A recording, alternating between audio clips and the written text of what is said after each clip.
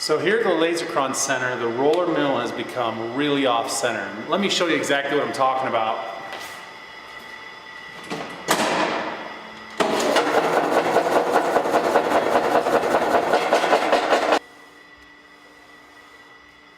You can see the washboard in the deep pitting right here. And the way that happens is you just create some sort of a little divot, and then that divot then grows into giant washboard. And as those washboards migrate across the wheel, you get really deformed, out of shape, flat spots. And I wanted to make a machine that allowed us to basically hone these wheels on the actual mill. But to do that, my boss man said the only way he'll let me do it is to actually make a training video. So if I'm not here, somebody else is able to use it. So that's what this is. So this machine will enable us to basically hone these wheels in about a day, leaving everything in place so we're right back to action. So here's how you do it. First thing you gotta do is remove this blue hopper. So to do that, unplug the feeding unit on the back there. Then you basically probably get somebody else to help you. But if nobody else is around, like tonight, you can lean it down to the ground and basically set it out of your way. The next thing to do is remove this cage that the hopper is supported by. But like the hopper, you probably want to get somebody to help you do this. I, being dumb, so you want to pick straight up. Then it just basically comes away. Now we have full access to the roller mills and everything else we want to basically adjust or clean or whatever's happened to the machine. But before I touch anything, I want to look back and make sure that breaker's turned off. That's on, that's off, because we don't want this thing accidentally turning on, which I've had other machines do. So be serious, flip that breaker down, then you can start spinning these wheels and doing what you got to do. One of the first things we want to do is fill all of the different Zerk fittings on the machine to ensure that we have grease that's filled all those voids. But I've filled each one of the Zerks for each bearing block on the roller wheels. I've filled the Zerks here on the front slide, the Zerks back here on the back slide. My grease into here, you'll see a nice amount of grease. You can see it flowing out. So that's going to create a barrier to keep any kind of dust from making its way into that slide. Before we can do any grinding, we have to basically set the machine up so that it protects itself from all the dust. And so here on the Acme thread that drives the roller mill in, we not only want to cover it, but we're also going to wrap it with tape to make sure this stays put. The next thing you want to do is install these donuts on the sides of the wheels to protect the big axle bearings. And to do that, it's kind of like the front main seal on an engine. You basically push it in and slide it around. And then once it's slid around, you actually tuck it back into the bearing block. And this makes a nice, tight, covered area so you can't get any grinding dust into these bearings. So there's number 2. And what you can do is you can slide it partway in front and then slide it partway in the back. And then once it's all the way in, you can smush it into its bearing block. There's number 2.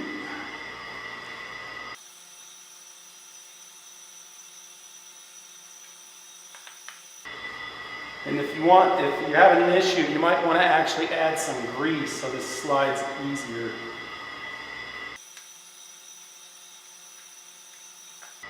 And so once you've done that, spin the wheels by hand to make sure these foam blocks stay in place.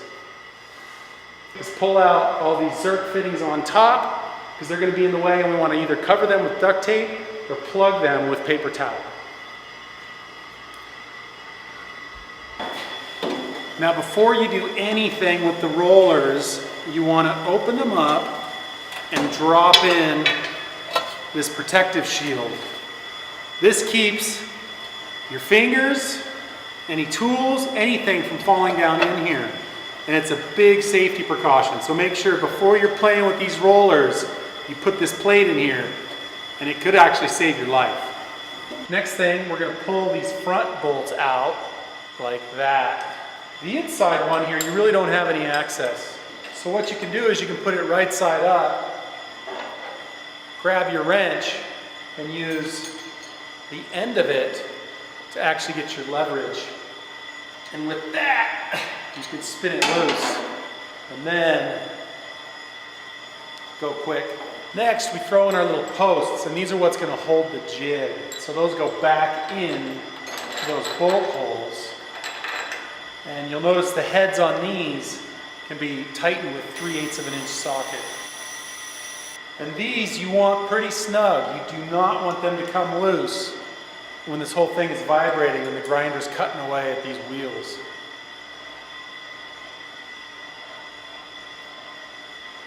So don't go nuts, but make sure that these are not going to come loose. Then using this little spring caliper, you want to adjust every nut to be more or less the same height. Now this doesn't have to be really precise, but it has to be close because we want this whole thing to sit evenly so when we bring it down, it comes down completely equal on all sides.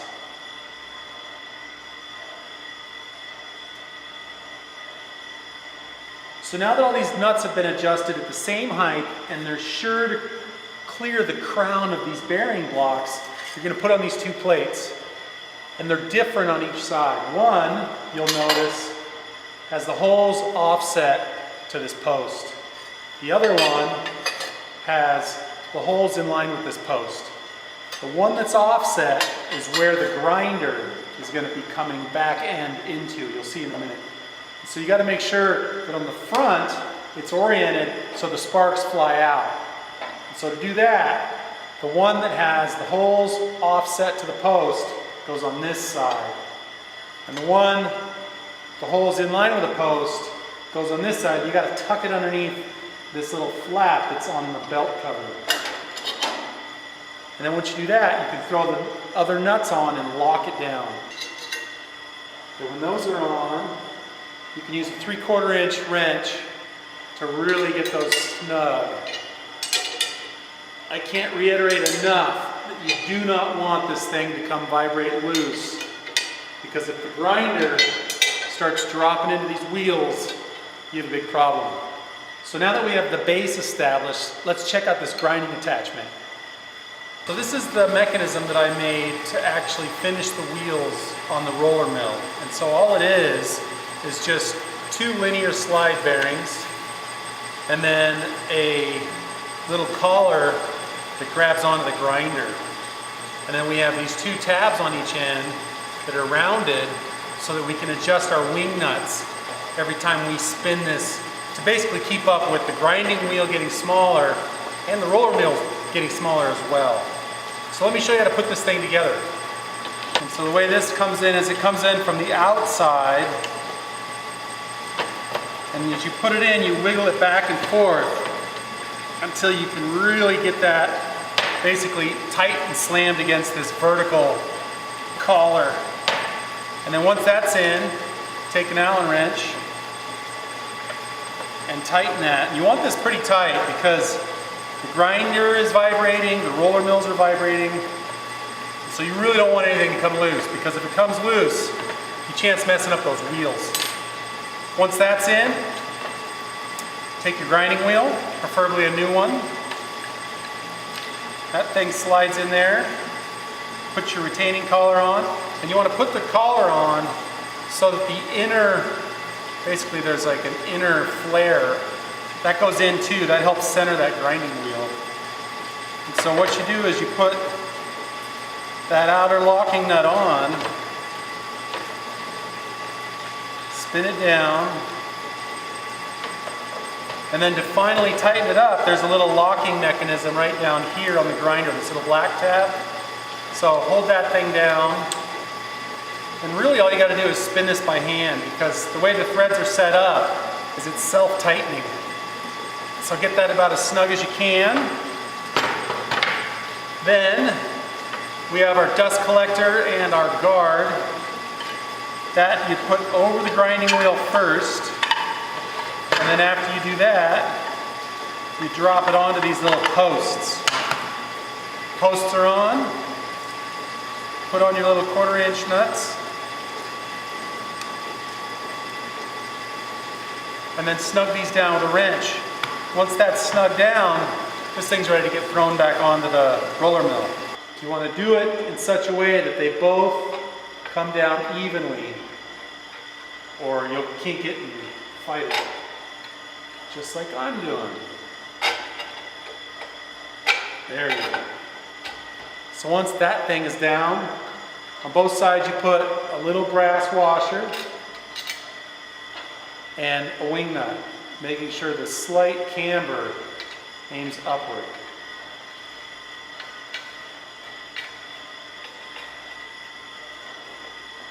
Once you've got this thing mounted and more or less parallel to the axles, you bring out your little spring caliper again. And what you're going to do is you're going to go from this axle to the actual grinding wheel. And you're going to move it around a bunch until you're making sure that you're high center on the axle and high center on the grinding wheel. This goes between them, and you want it to just touch that grinding wheel. You also have to make sure that there's a little step on this axle right before the wheel. You need to make sure you're either focusing on top of that step or below it. But make sure you do the exact same for both sides. I'm going to not use that step because that allows me to go straight vertical to that grinding wheel. And so this one you can lock.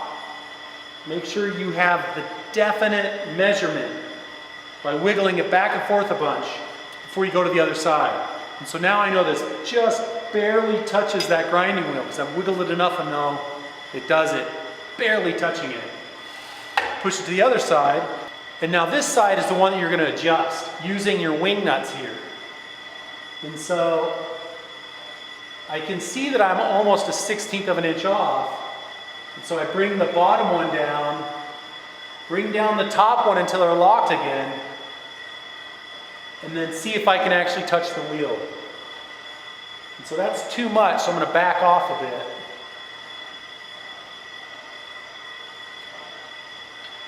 Still too much. But you make sure that you do not try to actually test with the calipers until you've locked both wing nuts, because this plate could be floating and not smash down on that bottom wing nut, which is the most crucial of adjustments.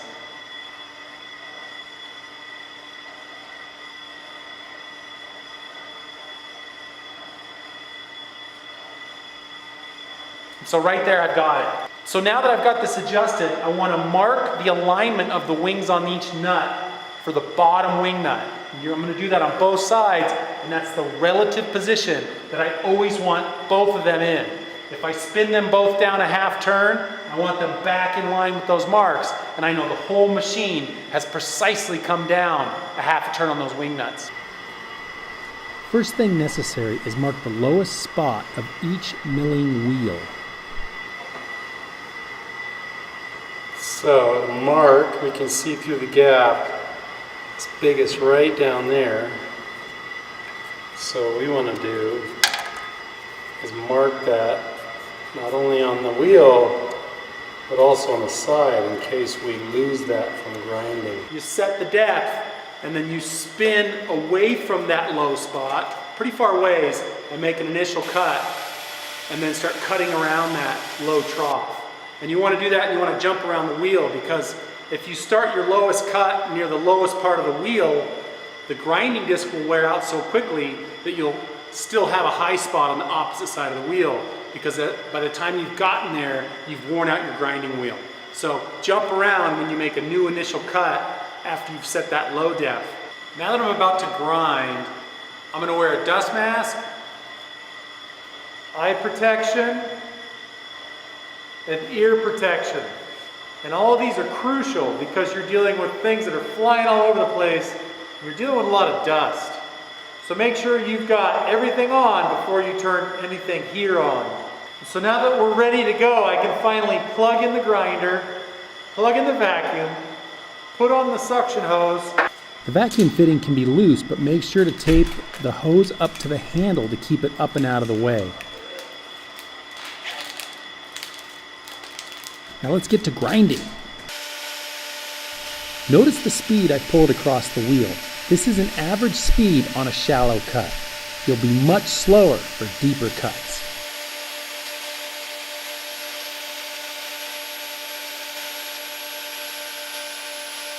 We don't have all day, so let's fast forward. Sped up, we can even make dentist sounds. If the wheels haven't been serviced in a while and are really out of round, you will need to first take off most of the excess surface with the wheels not moving. If you stay just above the lowest worn trough on the wheel, you don't risk cutting too deep and removing unnecessary metal off the diameter of these wheels. This is how it looks roughed out and ready for fine truing. But once you've got it kind of roughed out, you can turn the machine on and start cutting from there. Make sure before you turn this machine on that the grinder's well above any of the highest points on this wheel before you start cutting. If this is a routine truing of the wheels that are in pretty good condition, then you can just jump straight to this process. This can be a painstaking process of being very conservative so you make no mistakes. One of those really worn wheels took me 6 hours of grinding, so make sure to go very slow and careful with the speed and depth of each cut. If you're cutting a nice, smooth, effortless cut, everybody's happy. But when you start cutting too much, that causes a vibration in the cutting system, so you actually cut deeper than your set height. And that's because the grinder's actually moving up and down trying to cut too much. And so you might be thinking you're coming along and skimming, but if you're really making that grinder work hard, you could actually be cutting deeper than you expected. So no more than 1/8 of a turn on the bottom wing nuts. And when you do start cutting, you'll notice that it just is nicking one spot on the wheel. So it's nicking one spot on the wheel, and you're coming really slow. You only push this to go from one end to the other, it's going to take you about 5 minutes. And when you start cutting a rough wheel with the machine running, it's going to take a while before you actually get to cutting most of the wheel. For a while, it's just going to throw sparks intermittent as those high spots are coming around and getting hit by the wheel.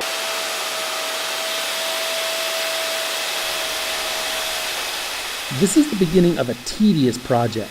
Start with small amounts of lowering of the bottom wing nut until most of the wheel is being ground, and then finish with even smaller movements to leave a shiny finish.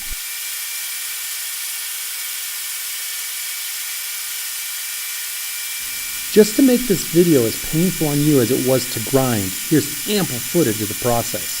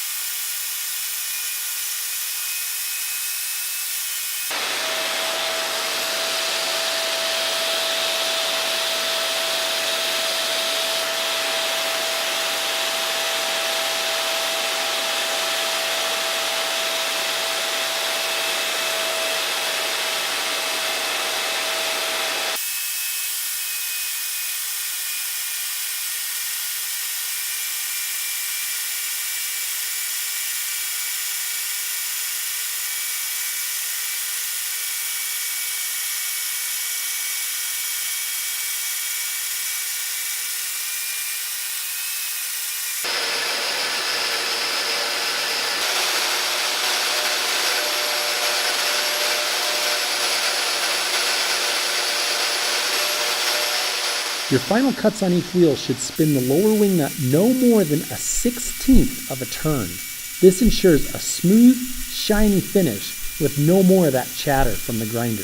So you can see that I've still got some wear from those big divots that we saw at the beginning of this, but I'm gonna leave those because now that I have this machine built, I can true these wheels every few months, and I'll get down to those, but these are some really expensive wheels, thousands of dollars. So I want to be able to bring it down slowly and get to the bottom of those little wear marks. But in time, we're not in a hurry. But that's a nice smooth finish. So what I'm gonna do now is switch it to the back. But remember, to do that, we have to flip the machine. It was here. So we're gonna flip the whole thing because we always want to be grinding away from the wheel in the back, away from the wheel in the front, because the roller mill spins this way. We want the grinding wheel to hit the roller mill like that, so it actually cuts. If we did it the other way, the two wheels would just roll together, we wouldn't get any cutting. This is how it looks set up and cutting on the back wheel. But I won't make you suffer through more tedium, so let's speed it up. On each wheel, you can expect 30 to 50 of those slow passes to get down to the sweet spot. As you can see, this process takes a ton of time. And it takes enough time that when you actually get this thing figured out, you'll want to do like a 6-month period where you come back and you dress the wheel. Because big wear actually causes much worse wear faster because the wheels really start beating themselves up. In a great world, we would turn this down so it was perfectly smooth, but then we're just losing life on these wheels. So I'm gonna call that good. Make sure both wheels are the same diameter. We can do that just by using our same little calipers here. And it doesn't have to be totally exact, but you have to get an idea that it's within, 64th to 128th of an inch. And so you basically adjust your calipers until you get to the top of the wheel. And once you get there, you do it on the back wheel. And I can see that pretty much both of these are close. And you got to realize that these things are just beating the crap out of rocks. And so if this is left running with nothing in it, the wheels will actually cause slippage. But most of the time, this should be hitting rocks, and that little difference shouldn't matter. Now that we've finished both wheels, I've noticed that there's a really nasty burr on all edges. Partly because it mushroomed out as it slammed into itself, and also partly because it rolled off as we were grinding. To take a grinder and just basically remove that burr and make it so it's not so sharp and dangerous. Vacuum everything before we move any of the bolts, any of the slides. Everything has to be vacuumed out before we can blow or wash the machine. That way we get rid of all of the metal particles and the corundum so we don't blow it deeper into recesses. All the Zerk fittings. In the end, wipe the machine slides and other excess grease off that might have any of this grinding dust in it. Install the Zerks, and you're good to go. Let's compare the wheels to how they were.